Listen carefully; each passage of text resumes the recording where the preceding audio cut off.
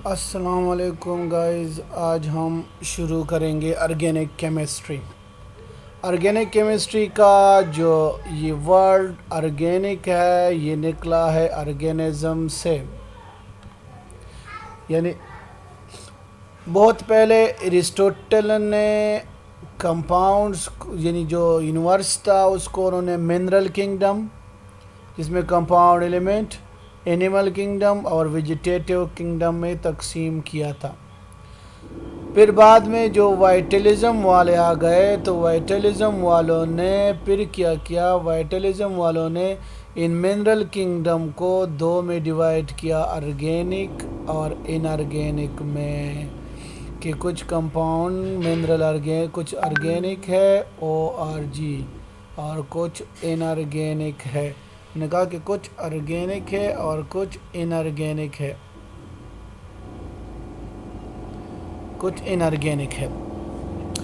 इनकी जो वाइटलिज़म वाले थे उन्होंने एक थ्योरी पेश की थी जिसको कहते हैं वाइटल फोर्स थ्योरी। इन्होंने कहा कि जो कंपाउंड लिविंग थिंग के अंदर है उनको हम लैब में इनऑर्गेनिक कंपोनेंट से नहीं बना सकते, क्योंकि इनको बनाने के लिए एक वाइटल फोर्स की ज़रूरत है जो हम लेबॉर्ट्री में प्रोवाइड नहीं कर सकते।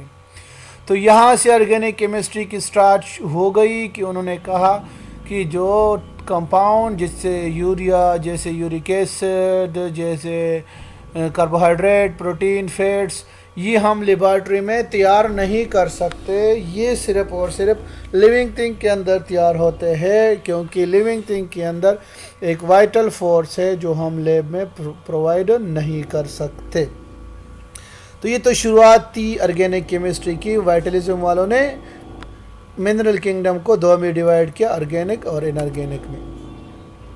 फिर ये जो बंदा है 1828 में फ्रेडरिक वूलर ने क्या किया, ये एक जर्नल केमिस्ट है, जर्मन केमिस्ट है। इसने यूरिया बनाया जो ऑर्गेनिक कंपाउंड है। यूरिया एनिमल बॉडी के अंदर पैदा होती है प्रोटीन की मेटाबॉलिज्म से। जब आप कोई प्रोटीन खाते हो तो उससे यूरिया बन जाती है और वही यूरिया यूरिन में खारिज होती है। तो जब इसने लेबॉर्ट्री में यूरिया बना दिया तो ये वाइटल फोर्स थ्योरी पे कारी ज़रब लग गया, ये वाइटल फोर्स थ्योरी ख़त्म हो गई। यानी ये against the vital force theory हुआ और ये पहला बंदा था जिसने ऑर्गेनिक कंपाउंड को लेबॉर्ट्री में बनाया। और मज़े की बात यह है कि ये बना रहा था एक्चुअली अमोनियम साइनेट जो इनऑर्गेनिक कंपाउंड है, और वो बना रहा था अमोनियम क्लोराइड से। तो जब इसने अमोनियम क्लोराइड से इसको पोटेशियम साइनेट के साथ रिएक्ट करके वो बना रहा था अमोनियम साइनेट, लेकिन उन्होंने हीट ज़्यादा दिया, जितना दरकार था उससे ज़्यादा ही दिया। तो जब वो ज़्यादा हीट हुआ तो वो जो अमोनियम साइनेट था वो रीअरेंज हुआ और वो कन्वर्ट हो गया यूरिया में। जो अमोनियम साइनेट इसने बनाया था वो कन्वर्ट हो गया यूरिया में। तो ammonium cyanate typical inorganic compound है, जबकि urea well known organic compound है। तो ये तारीख़ में पहली मर्तबा हुआ कि इनऑर्गेनिक से ऑर्गेनिक बना, वो भी बॉडी लिविंग के बॉडी से बाहर, और यहीं से फिर ऑर्गेनिक केमिस्ट्री की डेवलपमेंट स्टार्ट हो गई। यानी यहीं से फिर लोग ऑर्गेनिक कंपाउंड बनाते गए लैब में, और अब मिलियंस ऑफ कंपाउंड बने हैं और हर साल लाखों बनते हैं नए नए। तो ये वो माइलस्टोन था जो ऑर्गेनिक केमिस्ट्री में रखा गया। अब ऑर्गेनिक केमिस्ट्री क्या है? Study of carbon and its compound, organic compound.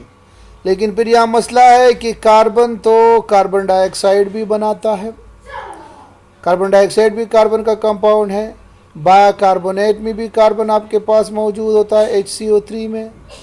तो क्या ये भी ऑर्गेनिक है? क्वेश्चन ये आता है कि क्या ये भी ऑर्गेनिक है? तो नहीं, हम ऑर्गेनिक कंपाउंड की डिफिनीशन करते हैं कि hydrocarbon and their derivatives. Organic compound कौन होंगे? जो या तो हाइड्रोकार्बन से बने हैं, यानी कार्बन और हाइड्रोजन से बने हैं। हाइड्रोकार्बन है खुद, यानी सिर्फ कार्बन और हाइड्रोजन से बने हैं, सिर्फ हाइड्रोजन और कार्बन से बने हैं।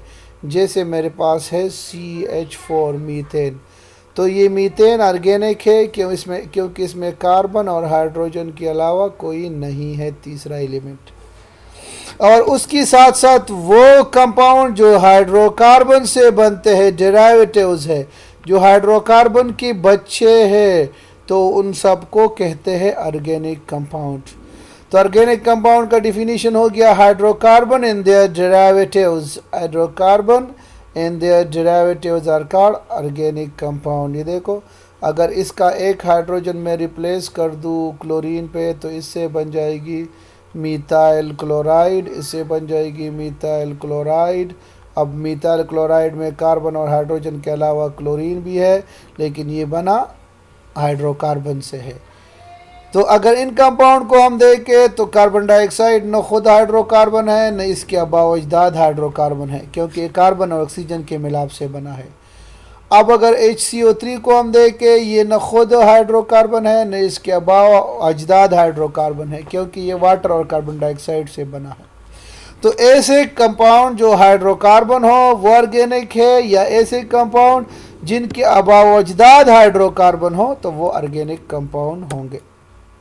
तो फिर हम हाइड्रोकार्बन और डेरिवेटिव्स हमारे ऑर्गेनिक कंपाउंड हो गए। तो हमारे पास मॉडर्न डिफिनीशन हो गया ऑर्गेनिक केमिस्ट्री का कि the study of hydrocarbon and their derivatives, the study of hydrocarbon and their derivatives are called organic chemistry. Sources of organic chemistry: coal, petroleum, natural gas और plant और lab में बनाना, synthesis in lab. इन सारे से हम organic कोल हम हासिल कर, ऑर्गेनिक कंपाउंड हम इनसे हासिल कर सकते हैं। तो अब इसमें हम पढ़ेंगे कोल डिटेल में कि coal is a source of organic compound. Coal हमारे पास एक फॉसिल फ्यूल है जो बनती है, ये कलर में ब्लैक है, स्टोन की तरह हार्ड है, और ये हमारे पास बनती है किससे? ये जब प्लांट मिलियन ऑफ ईयर्स नीचे ज़मीन के अंदर धंस जाते हैं तो ज़मीन के टेम्परेचर, प्रेशर और बैक्टीरियल एक्शन से ये कन्वर्ट हो जाते हैं किस चीज़ में? कोल में। और कोल के हमारे पास 3 टाइप है, एंथ्रासाइट, बिटुमिनस और लिग्नाइट। ये हमारे पास 3 टाइप है कोल के। कोल बनते कैसी है? ये प्लांट है, ये गिर गए, ज़मीन के अंदर चले गए, अब अंदर कंप्रेस होते गए। तो जब कंप्रेस हो गए, इन्हें ये जो सेडिमेंट्री रॉक्स है उसके दरमियान फंस गए और अंदर कंप्रेस होते गए। तो पहले स्टेप में पीट बन जाएगी, दूसरे स्टेप में यहाँ पर फिर बन जाएगी बिटुमिनस, और तीसरे स्टेप में जो ज़्यादा कार्बन कंसंट्रेशन वाला होगा एंथ्रासाइट। तो ये तीसरा टाइप हो गया हमारे पास किस चीज़ का? कोल का। डिस्ट्रक्टिव डिस्टिलेशन ऑफ कोल, हम कोल की करते हैं डिस्ट्रक्टिव डिस्टिलेशन ताकि इससे हम ऑर्गेनिक कंपाउंड हासिल करें।